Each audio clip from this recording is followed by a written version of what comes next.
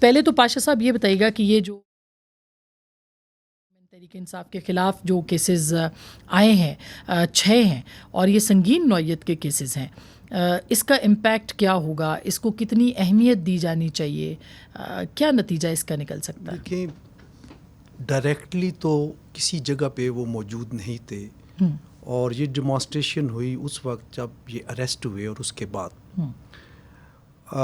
Almost 252 جگہوں پہ پورے پاکستان میں اس دن احتجاج ہوا۔ احتجاج حق ہے پولیٹیکل پارٹیز کا، اور لیکن اس کی جو سگنیفیکنس ہے وہ یہ ہے کہ آلموسٹ تمام کے تمام جو ڈیمانسٹریشن ہوئی ہیں وہ کنٹونمنٹس جہاں جہاں تھی وہاں ہوئی ہے۔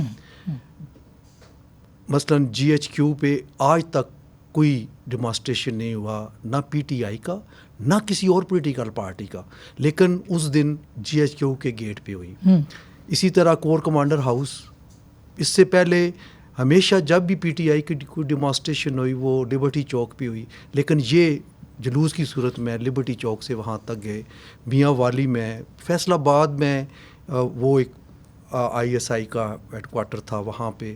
تو اس طرح دیکھا جائے تو یہ لگ رہا ہے کہ یہ ان ورکرز کو ورغلا کے کوئی نہیں لے کے گیا، بلکہ یہ ایک پلاننگ کے تحت منصوبہ بندی اس کی پراپر تھی۔ پرویز خٹک صاحب نے تو کہہ بھی دیا نا، جی پرویز خٹک صاحب نے تو فرما بھی دیا، پلاننگ کے تحت گئے ہیں وہاں پہ۔ اور دیکھیں، پرویز خٹک صاحب اس کور کمیٹی کا حصہ تھے، جو کہ پتہ نہیں اب وعدہ معاف گواہ بنتے ہیں یا کیا صورتحال ہوتی ہے، یہ بھی اپنی جگہ پہ موجود ہے۔ تو یہ ساری چیزیں جو ہیں وہ کنیکٹ کر رہی ہیں، اور یہ 1.25 سال سے جو جلسوں میں اور پرائیویٹ میٹنگز میں جو باتیں ہوتی تھیں، آپ ایک مخصوص ادارے کو ٹارگٹ کرتے ہیں، گالیاں دیتے ہیں، نام رکھتے ہیں، ڈرٹی ہیری کہتے ہیں، میر جعفر میر صادق کہتے ہیں، جانور کہتے ہیں، کیا کیا نہیں کہتے۔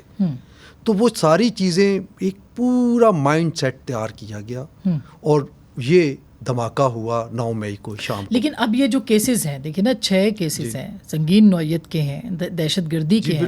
نواز شریف صاحب کے اوپر بھی کیس ہوا تھا، آپ کو یاد ہے، طیارہ ہائی جیک، وہ بھی اسی طرح کا دہشت گردی کا تھا۔